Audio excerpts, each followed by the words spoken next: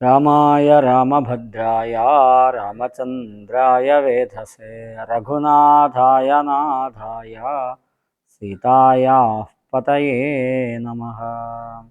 दक्षिणे लक्ष्मणो यस्य वामे च जनगात्मजा पुरतो मारुतिर्यस्य तं वन्दे रघुनन्दनम्। सीतालक्ष्मणभरतशत्रुघ्न हनुमल समेत ശ്രീരാമചന്ദ്രസ്വാമിനേ നമഃ. ഭഗവാൻ ശ്രീരാമേന്ദ്രൻ ലക്ഷ്മണന് ഉപദേശം കൊടുത്തു. അതിനുശേഷം അമ്മയോട് പറഞ്ഞു, അമ്മ സങ്കടപ്പെടുന്നു വേണ്ട, ഞാൻ 14 വർഷം കഴിഞ്ഞ് വേഗം തിരിച്ചു വരും. എല്ലാ ദുഃഖങ്ങളും കളയണം ഉള്ളെന്ന്.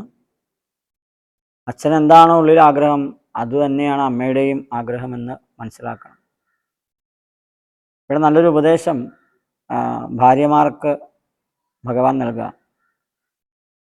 അച്ഛനെന്തുള്ളിലൊന്നിച്ചയെന്നാൽ അതിങ്ങിച്ചയെന്നങ്ങുറച്ചിടണമമ്മയും ഭർത്തൃകർമാനുകരണമത്രേ പാതിവൃത്യ നിഷ്ഠാവധൂനാമെന്നു നിർണയം. ഭർത്താവിൻ്റെ കർമ്മത്തെ അനുസരിക്കുക എന്നുള്ളതാണ് പതിവ്രതമാരായ ഭാര്യമാരുടെ അവർ ചെയ്യേണ്ട കാര്യം എന്ന് പറയാം. മാതാവ് മോതാലനുഭവിച്ചിടുകിൽ ഏതുമേ ദുഃഖമെനിക്കില്ല കേവലം. അമ്മ അനുവദിച്ചാൽ പിന്നെ എനിക്കൊരു ദുഃഖവും ഉണ്ടാവില്ല. കാനനവാസം സുഖമായി വരും തവ മനസ്സേ ഖേദം കുറച്ചു വാണിടുകിൽ. അമ്മ സങ്കടത്തോട് കൂടി ഇരുന്നാൽ എനിക്കും സങ്കടമാവും. അതുകൊണ്ട് അമ്മയുടെ സങ്കടം കുറഞ്ഞാൽ എനിക്കും കാട്ടിൽ നന്നായിട്ട് വസിക്കാനായിട്ട് കഴിയും. ഇങ്ങനെ അമ്മയെ ആശ്വസിപ്പിച്ച് നമസ്കരിച്ചതിന് ശേഷം രാമൻ പോവാൻ നിൽക്കുകയാണ്. ഈ കൗസല്യാദേവി ആണെങ്കിലോ തൻ്റെ മകനെ എല്ലാ തരത്തിലും സംരക്ഷണം വേണമെന്ന് ആഗ്രഹിച്ച് ദുർഗാദേവിയെയും മഹാദേവനെയും ഒക്കെ ഭജിക്കുന്നു. എന്നിട്ട് 14 കൊല്ലം കാട്ടിൽ വസിക്കാനായിട്ടുള്ള അനുമതി കൊടുത്ത് വിടാണ്. അതിനുശേഷം സീതാദേവിയോട് യാത്ര പറയാനായിട്ട് രാമൻ സീതയുടെ വീട്ടിലേക്ക് ചെന്നു, കൊട്ടാരത്തിലേക്ക് ചെന്നു. സീത വേഗം രാമനെ സ്വീകരിച്ചു. സീത രാമൻ്റെ വരവ് കണ്ടിട്ട് സീതയ്ക്ക് അത്ര പന്തിയല്ല തോന്നിയിട്ട് സീത ചോദിച്ചു, എന്താണ് അകമ്പടിയൊന്നും ആരും ഇല്ലാതെ കണ്ട്, വാദ്യഘോഷങ്ങളൊന്നും ഇല്ലാതെ താലമില്ലാതെ അങ്ങ് വരാൻ കാരണം എന്താണ്? എന്തുകൊണ്ടാണ് ഇത്രയും രോമാഞ്ചത്തോടു കൂടിയിട്ട് എന്നെ കാണാൻ വന്നത്? ഇങ്ങനെ സീതാദേവി ചോദിച്ചപ്പോൾ രാമൻ പറഞ്ഞു, അച്ഛൻ എനിക്ക് ദണ്ഡക രാജ്യം തന്നു, കാട്ടിലേക്ക് പോകാനാണ് പറഞ്ഞത്. ഞാനത് പാലിക്കാൻ പോവുകയാണ്. നീ ഇവിടെ കഴിയണം, അമ്മയും കൗസല്യ അമ്മയൊക്കെ നോക്കി കഴിയണം. അത് കേട്ടപ്പോൾ സീതാദേവി അത്ഭുതത്തോടു കൂടി ചോദിച്ചു, ദശരഥ രാജാവിന് അങ്ങയെ വിട്ടു പിരിയാൻ പറ്റില്ല, എന്നിട്ടും എന്തിനാണ് ഇവിടെ നിന്ന് നാട്ടിൽ നിന്ന് കാട്ടിലേക്ക് പറഞ്ഞു വിടുന്നത്? അദ്ദേഹമല്ലേ ഇന്നലെ അങ്ങയുടെ രാജ്യാഭിഷേകത്തിന് ആരംഭം കുറിച്ചത്? എന്താണ് കാരണം? അങ്ങ് പറയൂ. ശ്രീരാമൻ കാര്യങ്ങളൊക്കെ പറഞ്ഞു. കൈകേയി അമ്മയ്ക്ക് 2 വരം കൊടുത്തിട്ടുണ്ടായിരുന്നു. ആ വരം അവർ ചോദിച്ചു. അതിലൊന്നാമത്തെ ഭരതനെ രാജാവാക്കുക എന്നുള്ളതാണ്. രണ്ടാമത്തെ എന്നെ വനത്തിലേക്ക് പറഞ്ഞയക്കുക എന്നുള്ളതാണ്. അച്ഛൻ്റെ സത്യത്തെ പാലിക്കാനായിട്ട് ഞാൻ പോവാണ്. നീ എന്നെ തടയാൻ നോക്കണ്ട, നീ അമ്മയുടെ കൂടെ വസിക്കൂ. അപ്പോൾ സീതാദേവി പറഞ്ഞ മറുപടി വളരെ ഗംഭീരമാണ്. മുന്നിൽ നടപ്പൻ വനത്തിനു ഞാൻ, മമ പിന്നാലെ വേണമെഴുന്നള്ളുവാൻ ഭവാൻ. എന്നെ പിരിഞ്ഞു പോകുന്നത് ഉചിതമല്ല, ഒന്നുകൊണ്ടും ഭവാൻ എന്ന് ധരിക്കണം. സീതാദേവി പറയാണ്, ഞാൻ മുമ്പിൽ നടക്കാം, അങ്ങ് പിന്നാലെ വന്നാൽ മതി. എന്നെ പിരിഞ്ഞിട്ട് അങ്ങേക്ക് ഒറ്റയ്ക്ക് പോകാൻ പാടില്ല, അത് ഉചിതമല്ല എന്ന് മനസ്സിലാക്കണം. അപ്പോൾ ശ്രീരാമൻ പറഞ്ഞു, എങ്ങനെയാണ് ഞാൻ നിന്നെ കൊണ്ടുപോവുക? ആ കാട്ടിൽ ഘോരങ്ങളായിട്ടുള്ള സിംഹങ്ങളുണ്ട്, പുലികളുണ്ട്, കരടിയുണ്ട്, പന്നിയുണ്ട്, കാട്ടുപോത്തുണ്ട്, ഇങ്ങനെ പലതുണ്ട്. മനുഷ്യരെ പിടിച്ചു നിന്ന നരഭോജികളായിട്ടുള്ള രാക്ഷസന്മാരുണ്ട്. അത് എണ്ണമറ്റാകുന്നുണ്ട്. അതിനെ കണ്ടാൽ തന്നെ നിനക്ക് പേടിയാവും. പ്രത്യേകിച്ചും സ്ത്രീകൾക്ക് പറയേ വേണ്ട. അവിടെ തിന്നാനും കുടിക്കാനൊന്നും കിട്ടില്ല. വല്ല കിഴങ്ങോ പഴമോ കിട്ടിയെങ്കിൽ ആയി. ഇവിടുത്തെ കൊട്ടാരത്തിലുള്ള തീനും കുടിയൊന്നും അവിടെ നടക്കില്ല. പിന്നെയോ കയറ്റവും ഇറക്കവും കുന്നും മലയൊക്കെയാണ്, കല്ലും മുള്ളൊക്കെ ഉണ്ടാവും. നല്ല വഴിയൊന്നും ഉണ്ടാവില്ല, ആരെയും കാണാനും ഉണ്ടാവില്ല. തണുപ്പുണ്ടാവും, ചൂടുണ്ടാവും, കാറ്റുണ്ടാവും. വെറും കാലിൽ ചെരുപ്പൊന്നും ധരിക്കാൻ പറ്റില്ല, അങ്ങനെ വേണം നടക്കാനായിട്ട്. രാക്ഷസന്മാരുണ്ടാവും. അതുകൊണ്ട് നീ എന്ത് ചെയ്യണം? അമ്മയെ ശുശ്രൂഷിച്ച് ഇവിടെ ഇരുന്നാൽ മതി, ഞാൻ 14 കൊല്ലം കഴിഞ്ഞിട്ട് വരാം. ഇങ്ങനെ ഭഗവാൻ വീണ്ടും പറഞ്ഞപ്പോൾ സീതാദേവി പറഞ്ഞു, നാഥ പതിവ്രതയാം ധർമ്മപത്നി ഞാൻ, ആധാരവുമില്ല മറ്റെനിക്കാരുമേ. ഞാൻ പതിവ്രതയാണ്, ഞാൻ ധർമ്മപത്നിയാണ്, എനിക്ക് വേറെ ആരും ആധാരമില്ല, വേറെ ആശ്രയമില്ല. ഏതുമേ ദോഷവുമില്ലതയാ നിതേ പാദശുശ്രൂഷാവതം മുടക്കായികമേ. അങ്ങയുടെ പാദം ശുശ്രൂഷിക്കാനായിട്ട്, അത് ഞാൻ ഇപ്പോൾ സ്ഥിരം അങ്ങയെ ശുശ്രൂഷിച്ചുകൊണ്ടിരിക്കുക, അതിന് മുടക്കണ്ട പറയരുത്, അതിന് വേറെ ദോഷമൊന്നും കാണരുത് എന്ന് പറയാം.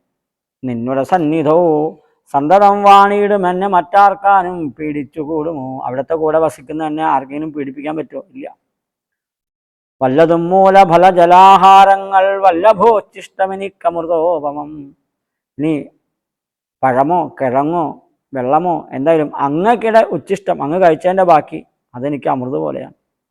ഭർത്താവ് തന്നോട് കൂടെ നടക്കുമ്പോൾ എത്രയും കൂർത്തുമൂർത്തുള്ള കല്ലും മുള്ളും പുഷ്പാസന തുല്യങ്ങളെനിക്കതും. ഭർത്താവ് ശ്രീരാമനോട് കൂടെ നടക്കുന്ന സമയത്ത് കൂർത്തുമൂർത്തുള്ള കല്ലും മുള്ളൊക്കെ എനിക്ക് എങ്ങനെയാണ്? പുഷ്പാസ്ത്രണം, പൂവിരിച്ച വഴി പോലെയാണ്. അതുകൊണ്ട് ഭഗവാനെ അങ്ങനെ വെടിയാൻ പാടില്ല. ഞാൻ കാരണം അങ്ങേക്കൊരു ബുദ്ധിമുട്ടുണ്ടാവില്ല. എന്നോട് പണ്ടൊരു ജ്യോതിഷ പണ്ഡിതൻ പറഞ്ഞിട്ടുണ്ട്, ഭർത്താവിനോട് കൂടെ വനത്തിൽ പോകേണ്ടി വരുന്നു. അത് സത്യമായി എന്ന് പറയാം. പിന്നെ പറഞ്ഞു, ഞാൻ നിരവധി രാമായണങ്ങൾ കേട്ടിട്ടുണ്ട് കവികളിൽ നിന്ന്. രാമായണങ്ങൾ പലതും കവിവര രാമോദമോട് പറഞ്ഞു കേൾപ്പുണ്ടു ഞാൻ. രാമായണ കഥ പലതും പറഞ്ഞിട്ടുണ്ട്. അതിൽ പറയാണ്, ജാനകിയോട് കൂടാതെ രഘുവരൻ കാനനവാസത്തിനെന്ന് പോയിട്ടുള്ളൂ. സീതയില്ലാതെ കണ്ട് രാമൻ എപ്പോഴെങ്കിലും കാട്ടിലേക്ക് പോയിട്ടുണ്ടോ? ഉണ്ടോ പുരുഷൻ പ്രകൃതിയെ വേറിട്ടു. പുരുഷനും പ്രകൃതിയും രണ്ടും ഒരുമിച്ച് വേണം, അത് വേറിട്ട് എപ്പോഴേലും ഉണ്ടോ? പാണിഗ്രഹണ മന്ത്രാർത്ഥവും ഓർക്കണം. പാണിഗ്രഹണ സമയത്ത് ജനകൻ സീതയെ രാമന് കൈപിടിച്ചു കൊടുക്കുന്ന സമയത്ത്, വിവാഹത്തിലെ ഒരു പ്രധാനപ്പെട്ട ചടങ്ങാണ് പാണിഗ്രഹണം. ആ സമയത്ത് പറഞ്ഞിട്ടുണ്ട്, ഇയം സീതാ മമസുത സഹധർമ്മചാരീതവ. അങ്ങയോട് കൂടെ എൻ്റെ മകളായ സീതയെ ഞാൻ അങ്ങക്ക് വിവാഹം ചെയ്തു തരാണ്. അങ്ങയോട് കൂടെ ആ ധർമ്മത്തെ ആചരിക്കാനായിട്ട് ഇവളെപ്പോഴും ഉണ്ടാകുന്നു. അപ്പം അത് മറക്കാൻ പാടില്ല. പ്രാണാവസാന കാലത്തും പിരിയാൻ പറ്റുമോ? പാടില്ല. പിന്നെ എന്തുകൊണ്ടാണ് അങ്ങ് എന്നെ ഉപേക്ഷിച്ച് വനത്തിനായി പോകുന്നത്? അങ്ങനെ പോവുകയാണെങ്കിൽ ഞാൻ എൻ്റെ ജീവൻ പിടിയും. ഇത് കേട്ടപ്പോൾ രാമന് സന്തോഷമായി. രാമൻ പറഞ്ഞു, ശരി, അത് പറഞ്ഞ് സങ്കടം ഉണ്ടാവണ്ട, എൻ്റെ കൂടെ പോന്നോളൂ, വേഗം അരുന്ധതി ദേവിക്ക് ദാനം കൊടുക്കുക. എന്നിട്ട് ലക്ഷ്മണനോട് പറഞ്ഞ് ബ്രാഹ്മണരെയൊക്കെ വരുത്തി അവർക്ക് വേണ്ടതായിട്ടുള്ള വസ്ത്രങ്ങളും ആഭരണങ്ങളും പശുക്കളും ഒക്കെ കൊടുത്തു. കൗസല്യാദേവിയുടെ സേവകന്മാരായുള്ള ബ്രാഹ്മണർക്ക് കൊടുത്തു. പിന്നെ അന്തഃപുരവാസികൾക്ക്, സേവകന്മാർക്കൊക്കെ കൊടുത്തു. എല്ലാവരും വളരെയധികം സങ്കടത്തോട്, രാമൻ കാട്ടിലേക്ക് പോകാൻ പോവുകയാണ്, ദാനമൊക്കെ സ്വീകരിക്കുമ്പോൾ അവർക്ക് വലിയ സങ്കടം. ഈ സമയത്ത് ലക്ഷ്മണൻ തൻ്റെ അമ്മയായിട്ടുള്ള സുമിത്രയെ കൗസല്യാദേവിയുടെ അടുത്ത് കൊണ്ടൊന്നാക്കിയിട്ട് പറഞ്ഞു, ഈ അമ്മയും കൂടി നോക്കണമെന്ന്. കൗസല്യ ആ ലക്ഷ്മണനെ നന്നായിട്ട് അനുഗ്രഹിച്ചു, എന്നിട്ട് ഉപദേശവും കൊടുത്തു എന്ന് പറയാം. സുമിത്ര ലക്ഷ്മണന് കൊടുക്കുന്ന ഉപദേശം, അഗ്രജൻ തന്നെ പരിചരിച്ചെപ്പോഴും അഗ്രേ നടന്നുകൊള്ളേണം പിരിയാതെ. രാമനെ നിത്യം ദശരഥനെന്നുള്ളിൽ ആമോദമോട് നിരൂപിച്ചു കൊള്ളണം. എന്നെ ജനകാത്മജയെന്നുറച്ചുകൊൾ, പിന്നെ അയോധ്യയെന്നോർത്തിയിടവിയെ. മായാവിഹീനം ഈ വണ്ണമുറപ്പിച്ചു പോയാലുമെങ്കിൽ സുഖമായി വരികതേ. വാൽമീകി രാമായണത്തിലെ വളരെ പ്രസിദ്ധമായ ശ്ലോകമാണ്. രാമം ദശരഥം വിദ്ധി മാം വിദ്ധി ജനകാത്മജാം, അയോധ്യാമടവിം വിദ്ധിം ഗച്ഛതാത യഥാ സുഖം. ഇത് ഏകദേശം മലയാളത്തിലേക്ക് അങ്ങനെ തന്നെ പരിഭാഷപ്പെടുത്തിയിരിക്കുകയാണ് എഴുത്തച്ഛൻ. രാമന നിത്യം ദശരഥനെന്നുള്ളിൽ ആമോദമോട് നിരൂപിച്ചു കൊള്ളണം. രാമനെ എക്കാലത്തും ദശരഥനാണ് എന്ന് വിചാരിക്കണം. എന്നെ ജനകാത്മജയെന്നുറച്ചുകൊൾ, സീതയെ ഞാനാണെന്ന് മനസ്സിലാക്കണം. കൗസല്യ അമ്മയാണെന്ന് മനസ്സിലാക്കണം. പിന്നെ അയോധ്യ എന്നോർത്തിയിടവിയെ, അടവി കാട്, കാട് എന്താണ്? അയോധ്യയാണ് കരുതണം എന്ന് കരുതണം. രാമം ദശരഥം വിദ്ധി, രാമനെ ദശരഥനായി കാണണം. മാം വിദ്ധി ജനകാത്മജം, എന്നെ ആ സീതാദേവി ഞാൻ തന്നെയാണെന്ന് മനസ്സിലാക്കണം. അയോധ്യാമടവിം വിദ്യം, ആ കാട് അയോധ്യയാണെന്ന് മനസ്സിലാക്കണം. ഗച്ഛ താത യഥാസുഖം, മോനെ നീ കാട്ടിലേക്ക് സുഖമായി പോകൂ. അതുപോലെ തന്നെ ഇവിടെ എഴുത്തച്ഛൻ എഴുതി വച്ചിട്ടുണ്ട്. ഇത് ഒരമ്മ മകന് നൽകാവുന്ന ഏറ്റവും നല്ലൊരു ഉപദേശമാണ്. രാമായണത്തിലെ ഏറ്റവും പ്രസിദ്ധമായ ശ്ലോകം അല്ലെങ്കിൽ ഏറ്റവും പ്രധാനപ്പെട്ട ശ്ലോകം എന്താണ് എന്നൊരിക്കൽ വിക്രമാദിത്യ സദസ്സിൽ വെച്ചിട്ട് അദ്ദേഹം കവികളായ നവരത്നങ്ങളോട് ചോദിച്ചു. ആർക്കും ഉത്തരം പറയാൻ പറ്റിയില്ല. എന്നാൽ ആ കവികളിൽ അവരുടെ പണ്ഡിതന്മാരിൽ ശ്രേഷ്ഠനായിട്ടുള്ള ആളായിരുന്നു വരരുചി. അദ്ദേഹം കുറേ കാലം ഇതിനെ അന്വേഷിച്ച് കിടന്നു. രാജാവ് 1 മാസം മറ്റോ സമയം കൊടുത്തിരുന്നു, അതിനുള്ളിൽ അന്വേഷിച്ച് വരണമെന്നാണ്. അദ്ദേഹം പല പല പണ്ഡിതന്മാരോട് അന്വേഷിച്ചിട്ടും ആർക്കും കൃത്യമായിട്ടൊരു ഉത്തരം പറയാൻ പറ്റിയില്ല. ഏതാണ് രാമായണത്തിലെ ഏറ്റവും പ്രസിദ്ധമായ അല്ലെങ്കിൽ ഏറ്റവും ശ്രേഷ്ഠമായ ശ്ലോകം? അങ്ങനെ അദ്ദേഹം ഈ പറഞ്ഞ തീയതി കഴിയാറായി. ഒരു കാട്ടിലെ രാത്രി ഉറക്കം വന്നൊരു മരത്തിൻ്റെ ചുവട്ടിൽ കിടക്കുന്ന സമയത്ത് വനദേവതമാരുടെ സംസാരം കേട്ടു എന്നാണ്. അപ്പം അവിടെ ഒരു പറയ കുടിലിൽ പ്രസവം നടന്നു. അവിടെ പോയി വന്ന ആ ദേവതമാരോട് മറ്റുള്ള ദേവത ചോദിച്ചു, എവിടെയാ പോയത്? ഇന്ന സ്ഥലത്താണ് പോയത്. ആ കുട്ടി ആണാണോ പെണ്ണാണോ? അപ്പോൾ പെൺകുട്ടിയാന്ന് പറഞ്ഞു. എന്തായിരിക്കും ആ കുട്ടിയുടെ ഭാവി എന്ന് ചോദിച്ചപ്പോൾ പറഞ്ഞു, ആ കുട്ടിയെ വിവാഹം കഴിക്കാൻ പോകുന്ന ആളാണ് താഴെ കിടക്കുന്നത്. അയാളൊരു മരമണ്ടനാ, വലിയ പണ്ഡിതനാണെന്ന വിചാരം. എന്താണെന്ന് വെച്ചാൽ രാമായണത്തിലെ സുപ്രധാന ശ്ലോകമായിട്ടുള്ള രാമം ദശരഥം വിദ്ധി മാം വിദ്ധി ജനകാത്മജാം അയോധ്യാമടവിം വിദ്ധിം ഗച്ഛതാത യഥാസുഖം എന്ന് പറഞ്ഞ ശ്ലോകം അതാണെന്ന് അറിയാത്ത ഈ വിഡ്ഢിയായിരിക്കും ആ കുട്ടിയെ വിവാഹം കഴിക്കാൻ പോകുന്നത്. വരരുചിക്ക് ഇത് കേട്ടപ്പോൾ ഒരേ സമയം സങ്കടവും സന്തോഷവും ഉണ്ടായി. സന്തോഷം ഉണ്ടായത് രാമായണത്തെ സുപ്രധാന ശ്ലോകം തനിക്ക് പിടികിട്ടി എന്നുള്ളതാണ്. വേറൊന്ന്, ബ്രാഹ്മണനായിട്ടുള്ള താൻ ആ കുലത്തിലെ ജാതിയിൽ താഴെയായ അവരെ വിവാഹം കഴിക്കേണ്ടി വരുമോ എന്നുള്ള സങ്കടം. ഈ വരരുചി പിന്നീട് അതിനെ ഒഴിവാക്കാൻ കുറേ ശ്രമങ്ങളൊക്കെ നടത്തിയെങ്കിലും അവസാനം ഈ കുട്ടിയെ തന്നെ വിവാഹം കഴിക്കേണ്ടി വന്നു എന്നാണ്. ഇത് ഐതിഹ്യമാലയിൽ ഈ കഥയുണ്ട്. പറയിപറ്റി പന്തിരുകുലം എന്നുള്ള പേരിൽ പ്രസിദ്ധമായ ചരിതമാണ്. അപ്പോൾ ആ വരരുചിക്ക് അദ്ദേഹം ഈ ശ്ലോകം വിക്രമാദിത്യ സദസ്സിൽ പോയി പറയുകയും അങ്ങനെ അത് തന്നെയാണ് ഏറ്റവും സുപ്രധാനമായ ശ്ലോകമെന്ന് രാജാവ് സമ്മതിക്കുകയും ചെയ്തു എന്ന് പറഞ്ഞ ചരിതമുണ്ട്. അപ്പോൾ ആ ശ്ലോകമാണ് നമ്മൾ മലയാളത്തിൽ ഇങ്ങനെ കണ്ടത്. രാമം ദശരഥം വിദ്ധി എന്നുള്ളതിനെ രാമനേ നിത്യം ദശരഥനെന്നുള്ളിൽ മാം വിദ്ധി ജനകാത്മജാം, എന്നെ ജനകാത്മജയെന്നുറച്ചുകൾ അയോധ്യ അമടവിം വിദ്ധിം, പിന്നെ അയോധ്യ എന്നോർത്തിയിടവിയെ. ഇങ്ങനെ ഇവിടെ പറഞ്ഞെങ്കിൽ മായാവിഹീനം ഈ വണ്ണം ഉറപ്പിച്ച്, മായ ഒരു തടസ്സമില്ലാതെ കണ്ട് ഇങ്ങനെ ഉറപ്പിച്ചുകൊണ്ട് പോയാലുമെങ്കിൽ പോകൂ, സുഖമായിട്ട് വരും എന്ന് അമ്മ പറഞ്ഞു കൊടുത്തു. ഒരമ്മയ്ക്ക് മകന് കൊടുക്കാവുന്ന ഏറ്റവും വലിയ ഉപദേശമാണ്. ലക്ഷ്മണൻ കാട്ടിൽ പോകണമെന്ന് ദശരഥനോ കൈകേയിയോ ആവശ്യപ്പെട്ടിട്ടില്ല. ജ്യേഷ്ഠനെ ശുശ്രൂഷിക്കാൻ വേണ്ടിയിട്ടാണ് ലക്ഷ്മണൻ പോയത്.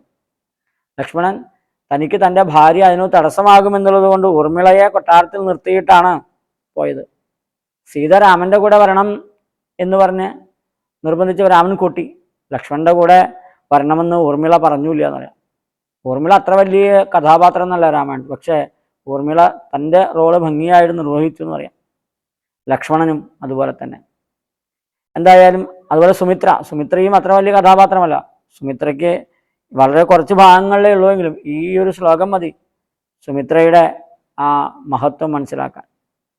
എന്തായാലും അമ്മയെ നമസ്കരിച്ച് അങ്ങനെ രാമനും ലക്ഷ്മണനും എല്ലാവരും കൂടിയിട്ട് സീതയും കൂടി പോകാൻ വേണ്ടി നിൽക്കുകയാണ്. ഈ സമയത്ത് ആളുകൾ ഇതൊക്കെ കണ്ടു. കാരണം അഭിഷേകത്തിന് വന്ന ആളുകളൊക്കെ അന്ന് അഭിഷേകമില്ല എന്ന് മനസ്സിലാക്കി. ഇനി ഭരതനാണ് രാജ്യം ഭരിക്കുക, ശ്രീരാമൻ കാട്ടിലേക്ക് വന്ന വലിയ സങ്കടമായി. അവർ പരസ്പരം ഇങ്ങനെ എന്താ സംഭവിക്കണമെന്ന് അറിയാതെ കൊണ്ട് അങ്ങോട്ടും ഇങ്ങോട്ടൊക്കെ ഓരോന്ന് പറയാൻ തുടങ്ങി.